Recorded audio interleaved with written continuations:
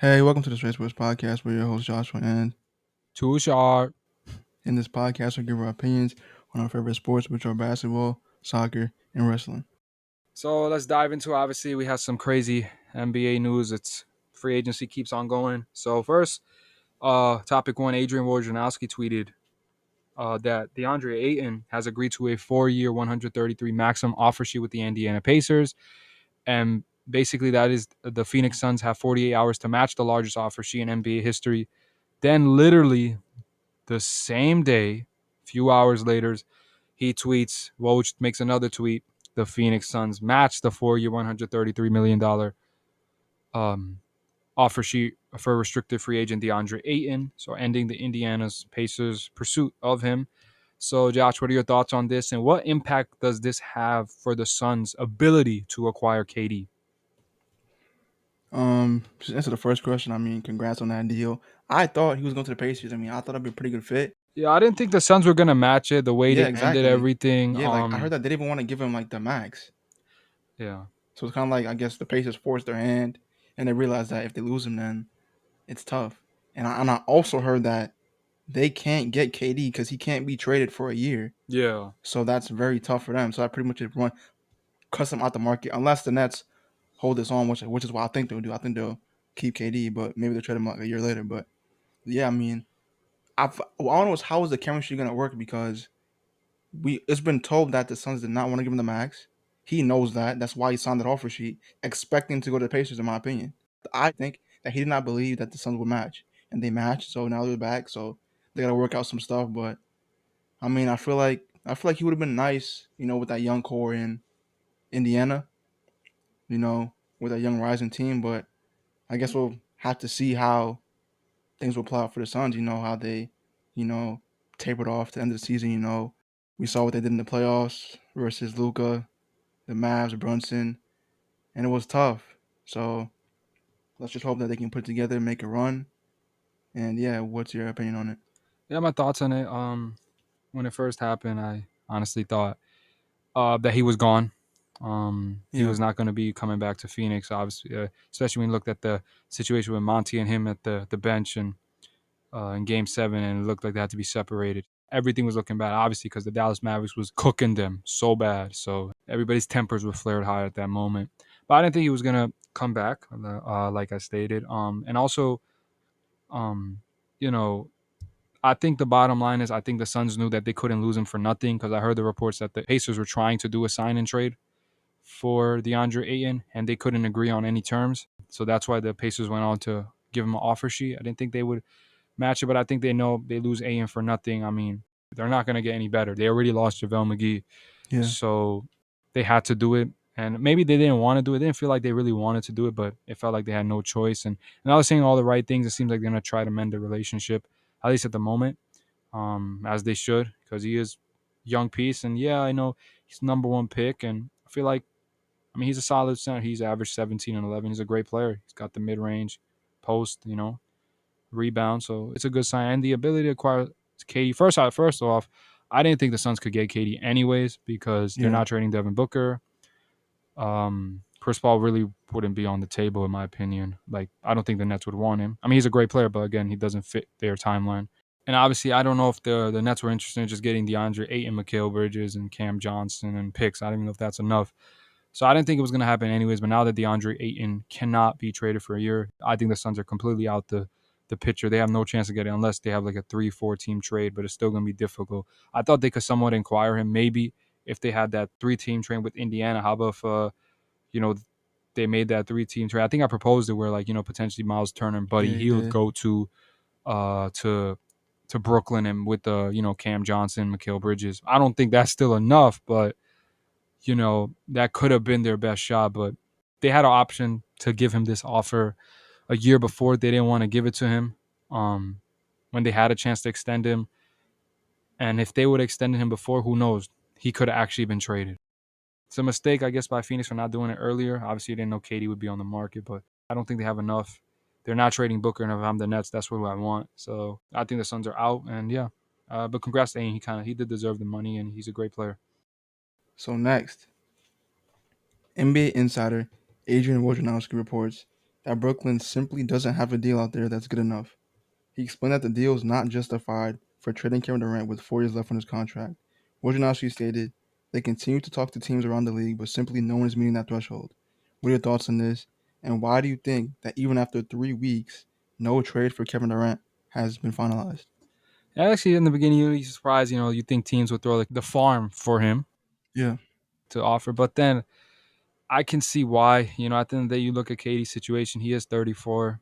He's played 90 games in the last 3 seasons. Um, and he's kind of bounced a lot. Like he bounced a lot throughout teams. Obviously, this is the only one that's he's on a contract. The other ones he did fulfill his contract, but there's some questions at the end of the day. Like, okay, so what the Brooklyn Nets ask, I think it's because also Brooklyn's asking price is too high. They want two All Stars. I look at it like this: one day that I feel crazy thing that I saw that they asked for Karl Anthony Towns, Anthony Edwards, and 4 first-round picks. Nobody's gonna do that. It's like, okay, you're gonna ask for those two players. Okay, so now you look at it. Minnesota would not do the trade, but if they did, okay, so what? This is just KD and Rudy Gobert. Like that's not good enough. No knock on Rudy Gobert, he's a good player, but that's not going to work. So I think also look as the asking price for Brooklyn is way too high. Nobody's going to give you two All Stars. There's no chance because you trade two All Stars. The team is only going to make a trade KD to be contenders. If they trade all that asset, they're not going to be contenders. Maybe, but they're not going to win a championship. They might be like in the mix. So yeah, so I think that's the reason why he's not getting traded. I think the Brooklyn Nets are going to have to asking price, but potentially, to be honest, if let's say they talk to Minnesota and like, just give me Karl Anthony Towns one piece, with some young players, some picks. I think that'd be more reasonable. You're not going to get equal value for a talent like KD, but to me, a package like a one All Star player, a good couple of young pieces, bright young players, and some picks and pick swaps. I think that's good, but you can't be asking for two players because you trade two All Stars, that team is depleted at that point. That's why I feel like the trade has not been finals. I don't think it's going to be finals because Brooklyn's asking price is too high and nobody's yeah, willing to offer. And I think there's a lot of skepticism about KD, whether, okay, we trade for him and what happens in a year? Will he be unhappy? I think there's some skepticism on that. I'm not saying, obviously I feel like if a trade happens, KD would talk to the team and everything. But like, how do you know in 1 year? Because how do you know? Like, that's what I think that's what goes around. That KD might not be happy and then he's going to axe out again or that's something. true. But yeah. Yeah, I mean, I pretty much agree with everything you said. As I predicted, I don't think they'll, like as you said too, like there's no way they can get equal value. And I don't know if the asking price is too high. I just don't think that no team is willing to do that, give up that much for him. Like as you said, they'll literally be depleted. That team will be done. So Yeah, there's that no purpose Minnesota in one has still doing got that me deal. crazy like that. They actually asked for that. I mean, I'm not gonna blame them. I mean, you give it a try, but Yeah, that's too much stuff. yeah, like because it's like you ask for Cal, okay, you ask for the two top young players. In my opinion, I'm not trading Ant either way. That's just my Yeah, opinion. Even if they ask for just Anthony Edwards, and you looked at it like I was telling you, the trades that I put on the table, we were discussing about it. The Pelicans, apparently there was a rumor that they denied the trade with Ingram in a package. The Celtics had really no discussions with Brooklyn.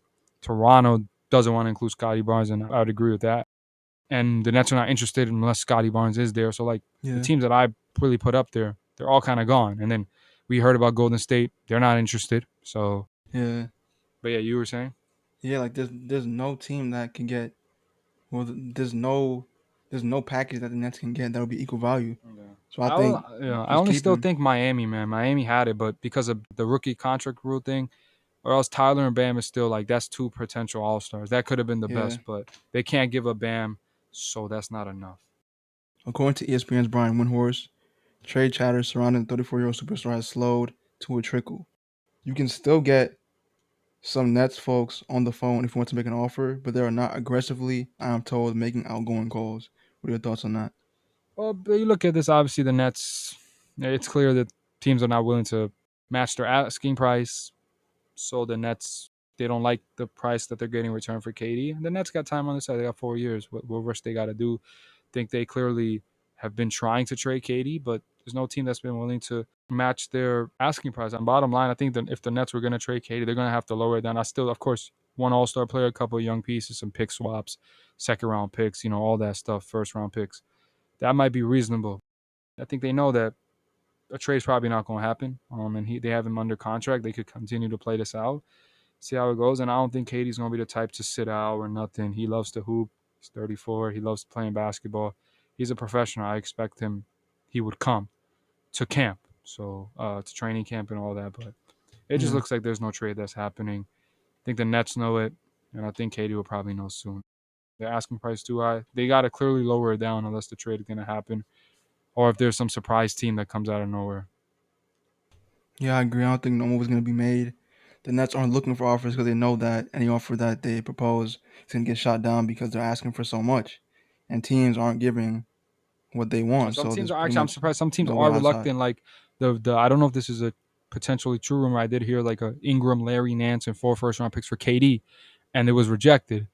The Pelicans look, man, like how they had that run with Brandon Ingram, then they had Yeah, CJ McCollum's on like the young core and like bringing KD and like I think there's some. I feel like there's something about KD like man, you bring in him, he's 34. Just how if he's just unhappy? Like the people might look at it like that. It's like yeah, he is 34. Age has a factor. He's been injury prone at least in the last 3 years. I think that's kind of been a factor. And then you look at. I don't want to say this, but we're gonna actually maybe talk about this in the next episode about potentially people think of how people think about Katie's legacy. Like oh, like we bring it in, but like we know, or like potentially people think like he wins championships with Steph, but not without him. I don't want to bring it up, but we heard somebody say that. that's true. I don't think any deal will be made. I think KD will be a Brooklyn Net, and I think he'll play out the rest of his contract on the Nets. But next, Dave McMenamin of ESPN says there's a school of thought speaking to people around the league that they think that the Durant trade request wasn't actually about him getting out of Brooklyn. It was about getting Kyrie out of Brooklyn. What are your thoughts on that? When I heard that first, I kind of thought because when Kyrie opted in, I looked, I was like, oh, they're running it back. Everything's looking good. And then out of nowhere, a Yeah, few days later, Katie acts out. I can't say for sure because I feel like what I thought it was is that Katie kind of knew probably after the season Kyrie was gone, and I thought he wanted to leave based on that because he wanted him to get a long term deal. But you could look at it on the other spectrum, and I think it's possible. Who knows?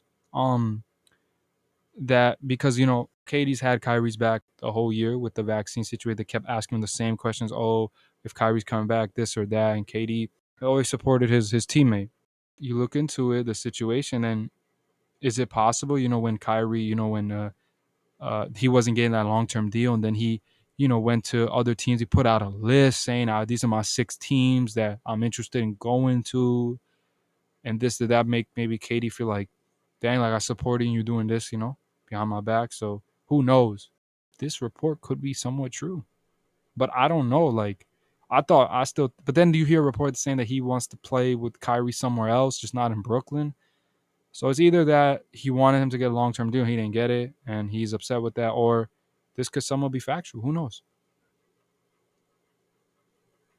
yeah, true. I was gonna bring it up too about how they said that they want to play together somewhere else. So I don't know about this report. I mean, it could be true for all I know, but I don't think it's like 100%. I feel like KD acts out. I don't know if he had intention to leave. Maybe he did. I feel like it was to put pressure on like the GM, in front office to like, as soon as possible, like get this Kyrie deal sorted out. Because he opted in, but I think we all know that Kyrie wanted a longer term deal. I think KD wanted Kyrie there for a longer term. So I feel like this is just like a scare tactic. And I'm not gonna say it's a scare tactic, but a possibility is that it's a scare tactic to say that this is what happens if you don't, do right by Kyrie. So I feel like they're trying to pressure the GM in front office to giving Kyrie that longer term deal when they negotiate next. That's what I Hmm. think. But I don't know about this because I feel like you said, there were reports saying that they want to play together somewhere else. So I don't think you want to get him out of there. Hmm. I just feel like that's a possibility. Maybe. So moving on to topic 3. So I know today we have a lot of quotes that have been said. So this was on the LeBron's show, The Shop, and then the question was asked: fair or not fair? Do you love that pressure at this point in your career of like win or bust? I don't care about scoring titles. I don't care about anything. It is win or bust. Do you like that pressure? And LeBron says, yes, I'm obsessed with it, with win or bust. And what makes me have sleepless night is when you don't have everyone that feels the same way on your club. Ooh. So what are your thoughts on this? And is LeBron throwing shade at Russ? First off, I just respect that from LeBron. I mean, I think it just shows his competitive even at this level in his career, how long he's been playing. One of the greats, and I think this is a direct shot at Russell Westbrook. I mean, Westbrook literally came out in an interview, and I believe he said that there's no pressure on him or on them to win at all. I find that's kind of insane. Like you're playing for the Yeah, he Lakers, came and he you're came with and said LeBron that. James, where like they want to win now, and you're saying that there's no pressure. I feel like that's a direct shot at Russell I feel like that's a direct shot at Russell Westbrook. I mean, yeah, I mean it's kind of tough. Like you're giving your all out. They're not saying Westbrook isn't giving his all, but you're feeling the pressure on you night in and night out, and Westbrook feels none of it. He even said before he comes like, "Oh, if I don't win a championship, that'll be all fine. Obviously, that's what I Yeah, want to do." But just don't say things like that. Like, yeah, yeah, you can't say obviously, that. you don't. Yeah, maybe life goes on, but the greats, man, like that, for example, 2011, that still don't leave LeBron's mindset. He even admitted that.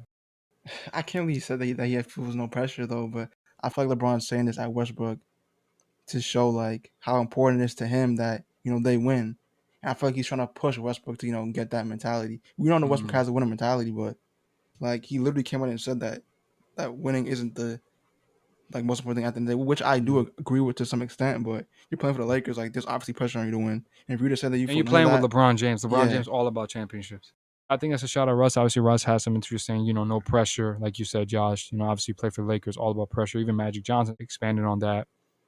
It's all about championships. And yeah, Russ could have some points, but you don't say those kind of things. When you play for the Lakers. And bottom line is when you came to LA and they made that trade and they actually gave up a lot to get you, they didn't trade you to just not make the playoffs. They traded you to win a championship. That was the envision. Always going to work. We got Russ, LeBron, AD. This doesn't happen without LeBron James. LeBron James wanted you there.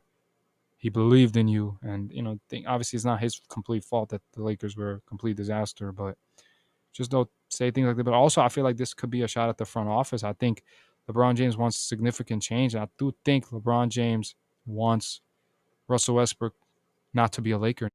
But that's just my opinion. I think we yeah, know Russell Westbrook is a first ballot Hall of Famer, but we know this is a terrible fit, and I don't think LeBron James wants to continue anymore. That's what it seems like. And as we go on the next report, this is from Dave McMahon. He said it's pretty darn clear that LeBron has seen enough and has no interest going into another year with Russ as his teammate. Thoughts on this? Do you think Russ will be traded? Will Kyrie be a Laker? I don't think Kyrie will be a Laker, and I also don't think Russ will be traded. Even though you kind of touched on it a bit, like they had that deal for John Wall, and I believe like I don't know if this is true or not, but LeBron was like he doesn't really care about picks. Was that true or not? Yeah, I heard because he kind of like something with the Rams, I think, and Yeah, it was something to the fact that I think they traded the picks, and he says something. So I think it is true that he don't care about picks. But yeah, I think the Lakers look at it as LeBron James could be out next year, that's true. and they look at it that. And the bottom line is, if there's a sense they know LeBron James will resign, you got to make. But still, like the Lakers is really all about championships. That's true. So are you going to really keep that first pick? And we both know if they get Kyrie Irving, he's had the most Yeah, success with LeBron. They're contenders. They that's got a true. shot to win a championship. So it's surprising if it really won another pick, you got to do it. I mean, if there's one more pick that's not Yeah, gonna make you do as a 2029 pick, I understand, but like I think the bottom line we heard reports the Nets don't want to take Russ's contract and yep, potentially San Antonio could be involved. They want to take that pick and give it to San Antonio because yeah. I heard San about that. Antonio's clearly on a rebuilding Sadly, phase. But yeah, continue what you're saying. yeah, but I don't think Russ will be. If Russ is traded, it'll have to be like you said to somewhere with San Antonio. It will I be don't think bought that out. Nets thing is gonna work, and I think Russ has tanked his value.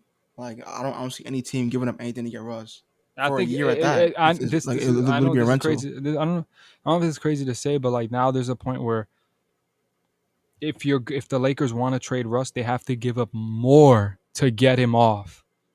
That's crazy to say, but they'd have to make the offer so good that the team would be crazy to refuse it. I've Like seen that's some don't look people like criticize Russ, for not, potentially, like, oh, I heard some people say, oh, James Harden opted out, but Russ didn't, right? yeah, Because he doesn't maybe care about winning or whatever. But let's be honest, James Harden knew he was going to get a contract. yeah, Russ knew if he opted out, he was not getting any close near to that. yeah.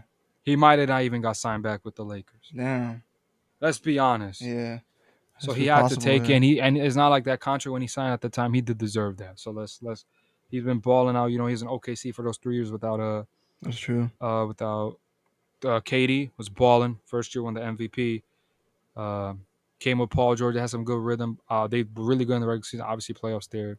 Got out early. Then goes to Houston. It's actually a lot of fun to watch him and James Harden. Went to Washington. They didn't make the playoffs. And then the Lakers, just this one year, seems like his career got completely tarnished Yeah. in a sense where people look at it as different. Obviously, he's definitely not the player that he once was. I just don't think Russ has value. I don't think any team's gonna trade for him. I think Kyrie's staying put. I think he's gonna run it back with Yeah, KD. I think yeah. So this is my opinion. So my thoughts on this. Obviously, it's clear. LeBron James. I think he's seen enough. I think he wants to move, and I think that he's going to push. And he's probably the reports he's pushing for Kyrie. It makes sense. He wants Kyrie on the Lakers. Do I think Russ will be traded? No. I do think there's only way he'll get traded if the Lakers are willing to give up both of those picks and some other young pieces. But it's impossible. I think a team like San Antonio potentially. I'm hearing the Nets would take a trade if the two picks are offered. I think there's a small chance Kyrie could be a Laker, but I don't think. I think if the Brooklyn Nets made clear they're focused on Kevin Durant, if Kevin Durant doesn't get traded, I don't think Kyrie Irving gets traded. If Kevin Durant gets traded first, we could see Kyrie as a Laker, but the Lakers just have to give up both picks. That's really it. One thing I'll say about Russ, I feel like whoever he is, man, he got 47 million. He has a lot of pressure next season because if somehow it goes south again, I don't want to say this, but he could be in a situation where next season, what team is going to want to sign him? Yeah, I mean, I think he could be a decent six man, right? But You the don't think? problem is like he's going to have to make a sacrifice. That's true. Yeah. Will he do it? Is the question. He has some ego. He believes he's a starting point guard. Even when he was with the Lakers, he was like, "Oh, based on what I was before, like based on who I was, I don't feel like I should be on the bench. This and that. Like he's gonna have to Yeah. sacrifice because if he doesn't, we already know he's a first ballot Hall of Famer, but like he could be out the way of the league or maybe potentially on a minimum or something like Damn. that. Because sometimes you gotta change who you are, and it might be at a time Russ is willing to come off the bench at a point of his career, or got to sacrifice. Like you can see with LeBron James, sacrifice. Try to make it work. You know, he's going to because obviously I don't like to say this, because obviously I believe Russ is a talented player. Obviously, he lost a step, but the Lakers just been so disastrous. It's just like it seems like 100% he got all the blame. I'm not laughing, but like it's just crazy, I know he got like it looked like all Lakers Nation, everybody, all the fans, they're blaming him. They want him gone, and it's worry like if he potentially doesn't go well again, Yeah. he could really be out the league. And I hope that's not the case and he sacrifices and puts his pride aside and focuses on the bigger goal.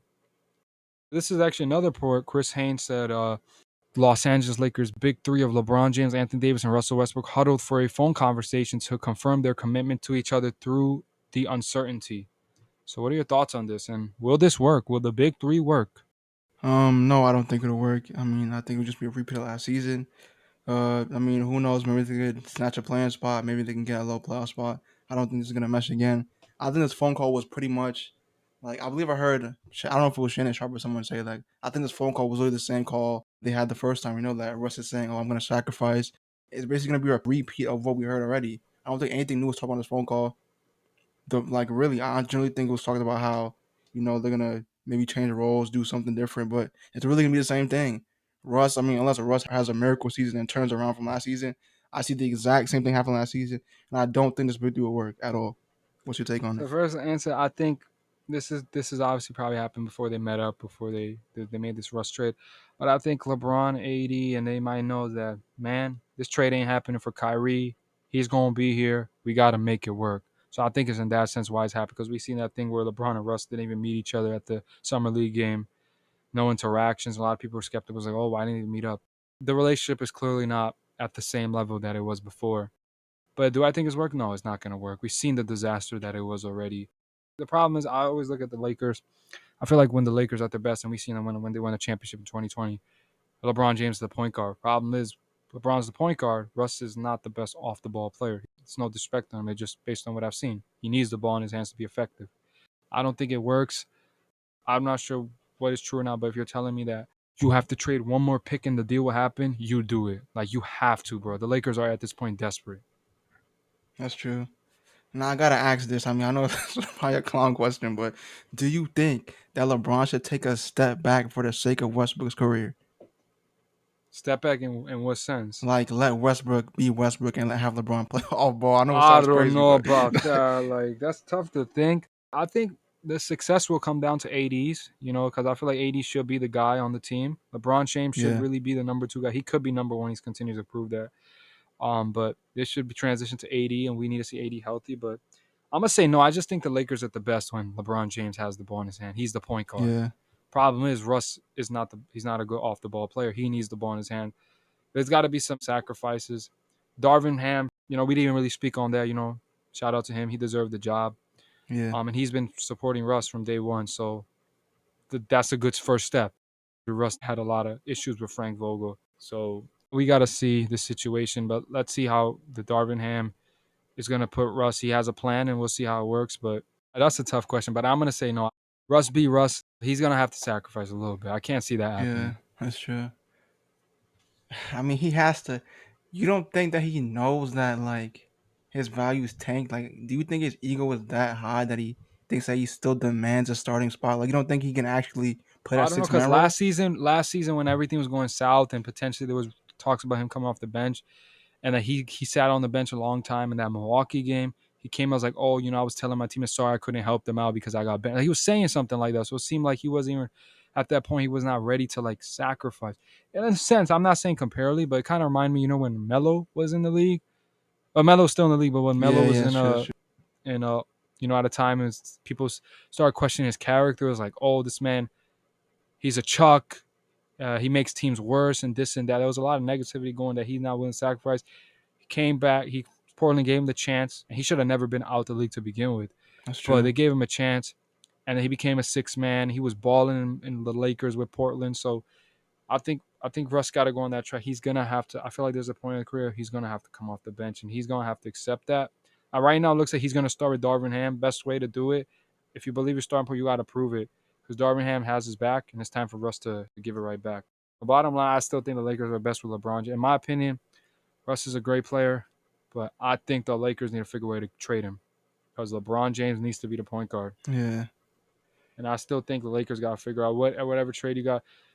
You give up those two picks. I understand. I think the Lakers look at it as like, man, they kind of don't want to admit that they made a disaster trade yeah, because they had to give up Kuzma, KCP, Montrezl Harrell, a pick.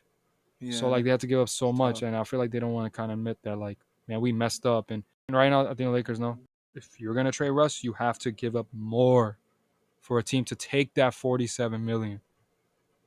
That's true. So if I'm like I said, if I'm the Lakers, you gotta find a way to make a trade happen.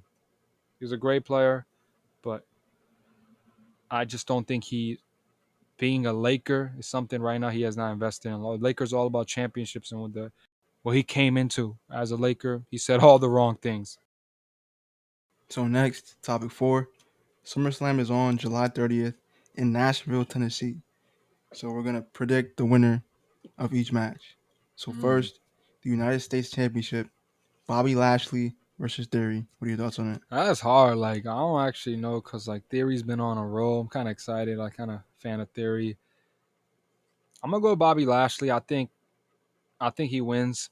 I think there'll be a good match, but I think Bobby Lashley wins. I think he'll continue his dominance as United States Championship because it's hard to see Bobby Lashley lose. All right, next, Pat McAfee versus Happy Corbin. I'm gonna go Pat McAfee. I think we saw the brilliance he put at WrestleMania when he faced Austin Theory. Um, I feel like he'll win. I think there's gonna be a good match, but McAfee is a fan favorite, man. His commentaries off the roofs. He's gonna win. I think it's gonna be a good match. I got Pat McAfee. All right. So the undisputed WWE Tag Team Championship with the Usos versus the Street Profits with a special guest referee in Jeff Jarrett. What are your thoughts? This is hard because we saw this thriller match in Money in the Bank, so they're having a rematch. Is it time? The Street Profits at the perfect time. It's SummerSlam. This is tough, but I'm gonna have to go Street Profits. I think the Usos title reign comes to an end. I think the Street Profits Mm. will win this match. I know it's tough, but I don't know. I don't see the Street Profits losing again. They just had a thriller match. I could see, and now with the special guest referee, could that make a change? And I think the Usos win. I mean, sorry, I think that the Street Profits will win. I think it's going to be a good match. They're going to put up another thriller. These are one of the two best tag teams in WWE. I see the Street. I know it's tough. I mean, I always say the Usos definitively, but I feel like this is a Street Profits time. I think they get it done. All right. So the SmackDown Women's Championship with Liv Morgan versus Ronda Rousey. So this is tough. I feel like Liv Morgan's going to win, but I feel like this might be a triple threat match because I don't see that they want Ronda Rousey to get pinned. You know, she is a top star and they want to protect her. So I feel like somebody like maybe Natalia or some other star will be added, making a triple threat match, and it will give Liv Morgan an opportunity to pin somebody else. I don't think Liv Morgan's going to win, but I think somebody is going to be added to this match. So next, the Raw Women's Championship with Becky Lynch versus Bianca Belair. I think this is a cool story. You know, we saw this in SummerSlam 2021. Obviously, you know, I'm not a fan of repeated matches. We've seen a lot of these matches before. Uh, but I'm okay with it. Becky versus Bianca, I think we saw in 2021. Becky returned. She wins in 26 seconds. Bianca Belair beat her at WrestleMania. Things were going good. Now back to SummerSlam 2021, where you know Becky had her number that year. It's kind of like the next year, and Bianca wins. So I think Bianca Belair will win, and she'll right that wrong, that 26 second that she lost. So I think it's the perfect opportunity, and Bianca will win. I think it's clear cut. So next, Riddle versus Seth Rollins. So it's kind of crazy because like Seth Rollins is always losing, but he put a 3 trilogy matches with Ed, 3 with Cody Rhodes. I think it's the same thing. He's gonna put up another trilogy match. I think he's always underrated. I was upset that he didn't win Money in the Bank. Not mad that Austin Theory won it. That was a surprise. But Seth Rollins to me is one of the best wrestlers. He is a top wrestler in WWE. I feel like Riddle will win. He's gonna put Riddle over. He's continued to do that, putting people over and with exceptional matches. And I think Riddle will win. It's going to be a top class match because anytime Rollins is in a match, he always elevates his star. Always elevates. Riddle will win though. But this is going to be probably the best match at SummerSlam. All right, so next, The Miz versus Logan Paul.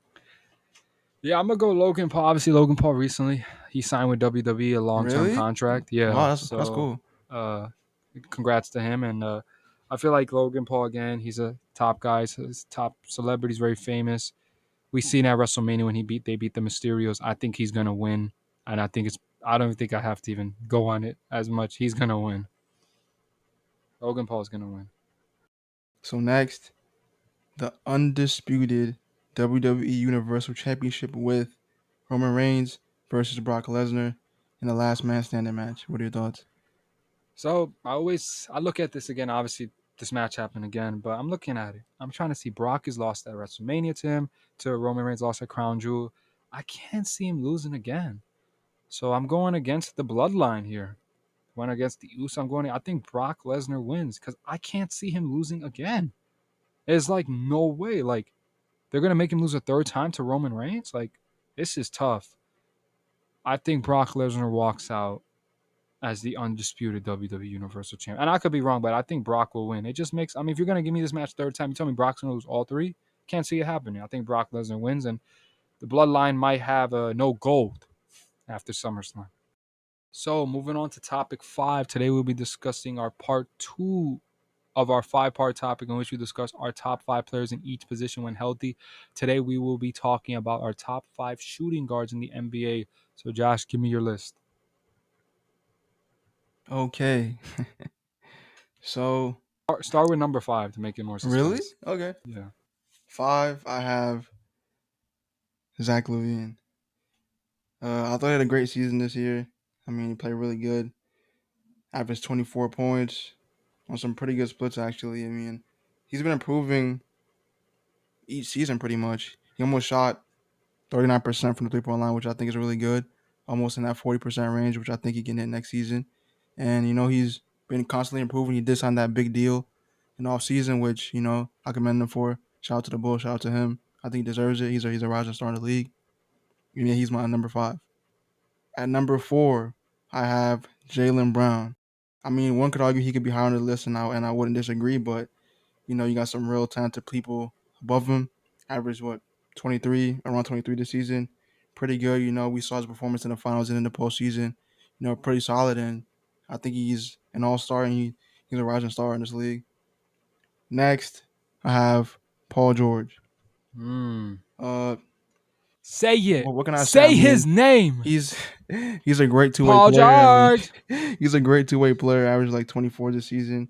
I mean, he's pretty good. I mean, I Hold up. know Whoa, injuries keep whoa, him whoa, out, whoa. but I think we got to say he's the best shooting guard two-way player. um, I said shooting guard. Let me be careful here. yeah, I mean, I guess I give him that, but we can't forget how Luca cooked him. By the way, Oh but my I'm gonna just put that to the goodness. side. Luca did cook him, but let's just put that to the My side. bad. I guess Luca didn't cook Devin Booker either. My bad. Yeah, My but bad. Devin Booker isn't the best two-way defender as you just Oh, said, okay, so that's true. That's that's true. tough. But he's a But generational talent. Luca was that's smoking fair. Yeah, that's everybody, fair. man. But I But guess you're right. The Clippers were the best defense, and I know they got cooked. But luckily, they won. Though if they would have lost, you could have took all those that's bragging true. rights. But they beat them. That's true. But shout out Paul George, elite two-way player I'm just at saying his the only best. people who have beaten Luca so far in the playoffs has been the Clippers and the Warriors. There's nobody else who's beaten him. I'm just Uh, saying. it's facts. It's true though. Yeah, Paul George, solid player. Number two, I have James Harden. The Mm. Uno man.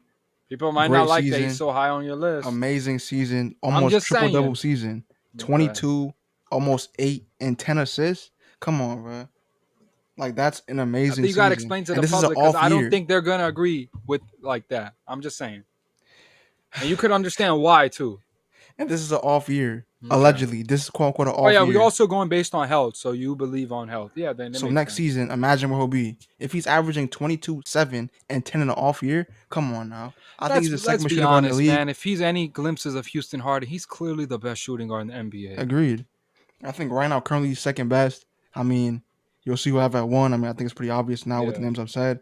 But I think Harden's number two. I think next season he can only go higher.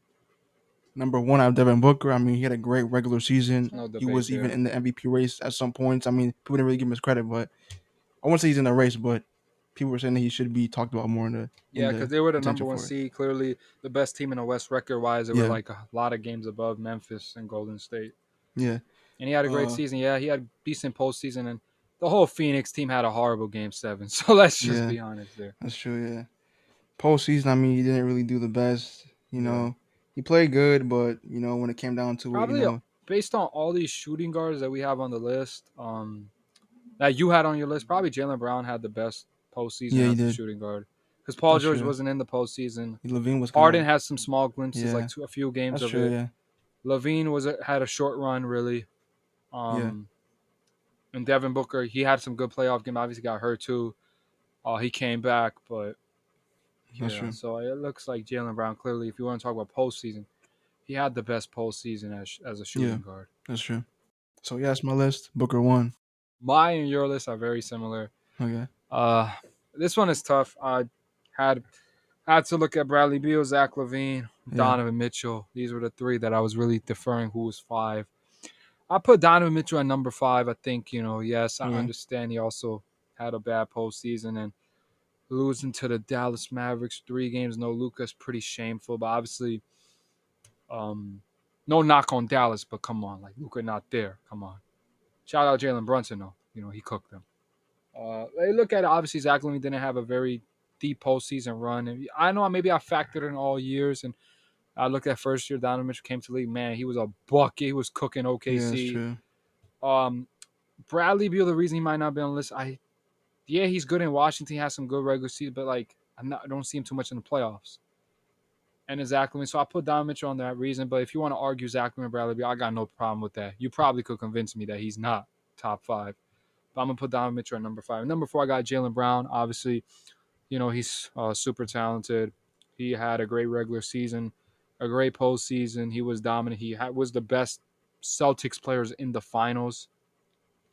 In the Eastern Conference Finals, Jason Tatum averaged 25. He averaged 24. They were literally neck and neck. Yeah, Phenomenal. He was phenomenal every round. They were special. And I think he always gets underappreciated, undervalued. We know he's a top that's shooting true. guard in this league, and he could definitely, who knows, crack that top three. He's very talented. Number three, I got James Harden. You know, Hmm. for reasons obviously he did have it down. If he didn't have it down, he was the same that he was in Brooklyn when he was in Brooklyn that year. He would have easily been number one on my list. But bottom line, obviously, he had a down year, and I think he's got to prove when healthy. Could he be that again? I think he will, but I can't just give him number one just like that. But I think, in my opinion, if he's healthy and he's that Houston Harden, he's number one. It's not even a question. But obviously, I gave him number three, and it's more higher because people can argue right now. Maybe Jalen Brown's probably better right now if you want to argue that, right? Looking at the current James Harden. Yeah. But I look at the assist. He's the best shooting guard. I mean, I think he's a point guard. ESPN has listed him as a shooting guard, so we're talking based on that.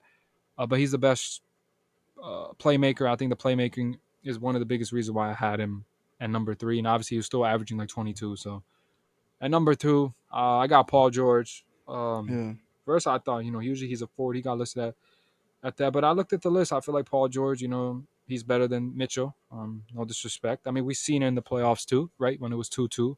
yeah, Mitchell had his team, and Paul George had his, no Kawhi. Figured out a way to get it done. I know Terrence Mann hooked us up too. Not saying that too. Uh, then you look at Jaylen Brown. There's a discussion to be made, but right now Paul George, the best two-way player in the shooting guard position, averages 24 to 25. He's a great playmaker as well. Can average about 6 assists, um, rebounds, everything. He does it all. So I feel like he should be number two right now. But if you want to argue that he's lower, got no problem there. Number one, we both agree it's Devin Booker. I don't think it's an argument there. He's the best shooting guard right now in the league. He had the best yeah, regular season as a shooting guard. He was an MVP discussion, or he should have been. Yeah, he had a bad playoffs, but so did James Harden in the second round towards the end. Devin Booker had it. Only person had a good playoff run was Jaylen Brown. Donovan Mitchell's playoff run was very short, and it wasn't that good either. Um, he had a good game one though, but so like most of these guys didn't have their best post except Jaylen Brown. But yeah, I look at it. I think Devin Booker, you're not going to just criticize him for having one bad game against the Suns. I mean, sorry, against the Mavs. So I got I got Devin Booker at number one. I don't think it's a debate here.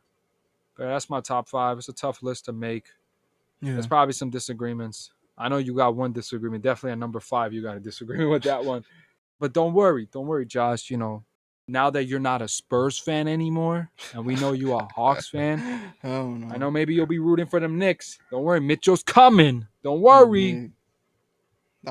That'll be a scary backcourt. Not gonna go with, but defensively shocking, Damn, man. what a violation, though. Come The on, two solid players, though. I'll say Mitchell's that. coming. Oh, we actually gonna talk about that in the next episode. That's gonna be cool. It's gonna be very interesting. But that concludes episode 25 of the Straight Sports Podcast. You could follow us at Straight Sports Podcast on Instagram. Thanks for tuning in. Next episode is going to be good. Going to talk about the Donovan Mitchell news. The potential how the Jazz are willing to listen to offers. We're going to talk about Cristiano Ronaldo on the move again. It's very interesting things. And Yeah. I got a lot to say about that. So, yeah, that concludes it. And just for my boy Josh. Hawks fan. He's a Hawks fan Never, now. bro. Hey, never that, bro. Spurs for life. Hawks. Come on, say it with me. Hawks, Dog, that's Hawks, a Hawks, dog, bro. Hawks, Hawks. Oh, Oh, we. oh, oh. Hey, bro. Thanks for watching. Peace. Peace. Doses.